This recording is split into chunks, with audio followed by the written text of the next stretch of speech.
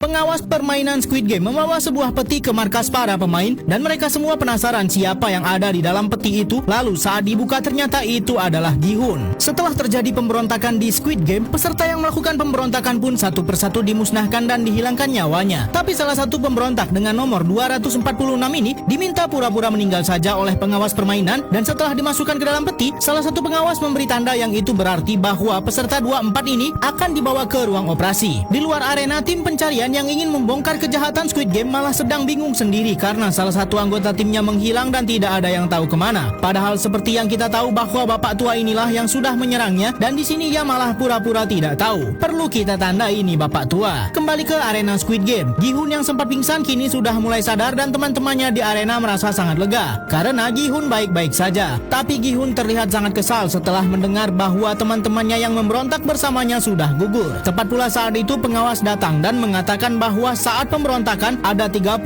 pemain yang gugur dan hadiah yang akan mereka dapatkan semakin besar. Lalu berikutnya akan diadakan voting lanjutan. Gi-hun sangat marah dan mempertanyakan kepada pengawas mengapa hanya dirinya yang dibiarkan hidup. Bahkan tak segan-segan Gi-hun meminta untuk dihilangkan saja nyawanya sekarang dan mengaku kalah. Frontman yang melihat Gi-hun seperti itu tentu merasa sangat puas, dan betapa mengejutkannya ternyata bapak tua yang menjadi nahkoda tim pencarian lokasi Squid Game benar-benar sudah bekerja sama dengan frontman dan sengaja membuat tim pencarian hilang arah dan tidak pernah menemukan lokasi permainan Squid Game. Bahkan frontman meminta jika saja mereka sudah semakin dekat, nahkoda ini harus memusnahkan mereka semua. Kembali lagi ke arena, para peserta diminta untuk melakukan voting kembali agar menentukan apakah permainan dilanjutkan atau tidak. Tapi Gi-hun tidak mau memberikan suaranya dan ternyata masih ada peserta yang ingin lanjut. Frontman pun meminta para pengawas permainan untuk segera membereskan semua kekacauan sebab para tamu VIP akan datang. Terlihat juga beberapa pengawas masih menjalankan kejahatan mereka dengan memisahkan beberapa korban untuk diambil organ tubuhnya. Hasil voting pun diumumkan dan ternyata permainan masih dilanjutkan. Gi-hun pun kini hanya menjadi bahan olok-olok peserta lain karena rencana pemberontakannya gagal. Setelah rencana pemberontakannya gagal dan banyak teman-temannya yang gugur, Gi-hun kini menjadi seperti orang yang sulit mengendalikan emosinya. Sementara itu di ruang persembunyian para pengawas permainan yang punya rencana jahat dengan para korban untuk diambil organ tubuhnya, salah seorang pengawas melakukan serangan kepada para penjahat ini, dan ternyata ia berniat untuk menyelamatkan salah seorang pemain yang sudah ia kenali sebelumnya dan terjebak di sini. Kondisi mental para peserta Squid Game mulai tak karuan. Mereka sudah seperti kambing yang kehilangan arah dan hanya bisa menerima nasib buruk yang akan datang.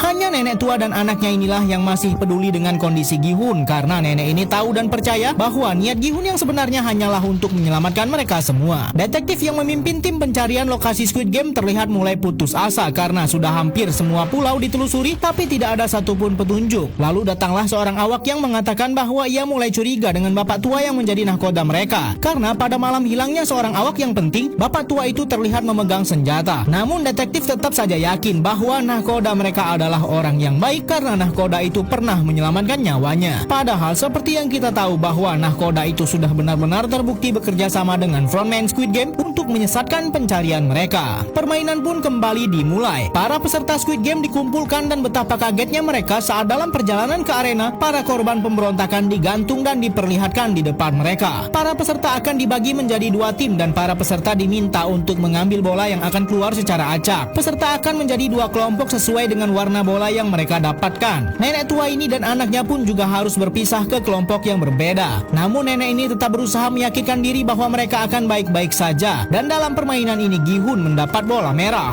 Permainan kali ini adalah petak umpet di mana tim merah harus menemukan anggota tim biru yang bersembunyi di arena lalu menghilangkan nyawanya. Sementara itu tim biru bisa menang jika bertahan lebih dari 30 menit. Nenek tua ini pun gemetar ketakutan karena tak mungkin ia akan menghilangkan nyawa anaknya sendiri. Tapi tim merah tidak terima karena ternyata tim biru diberikan kunci untuk melarikan diri. Sedangkan tim merah harus menghilangkan nyawa tim biru dengan tangan kosong. Tapi ternyata pengawas permainan langsung memberikan sebuah kotak kepada tim merah yang ternyata berisi sebuah pisau sehingga tim merah akan dengan mudah menghilangkan nyawa anggota tim biru. Dan saat ini malah tim biru yang merasa dirugikan. Perseteruan di antara dua kelompok ini semakin memanas padahal permainan belum dimulai. Di luar area permainan, tim pencarian lokasi Squid Game sudah bersiap dengan pasukan tambahan untuk menemukan lokasi Squid Game. Salah satu anggota yang curiga dengan nahkoda kapal tim pencarian ini meminta untuk tinggal saja dan ia akan mencari bukti-bukti bahwa nahkoda mereka sudah sekongkol dengan frontman Squid Game. Kembali ke arena terlihat para peserta sedang merasa bimbang dengan kondisi mereka saat ini karena ternyata mereka diberikan kesempatan untuk bertukar tim jika sama-sama bersedia. Bahkan pasangan yang sudah menjalin hubungan di luar arena pun tak mau saling bertukar.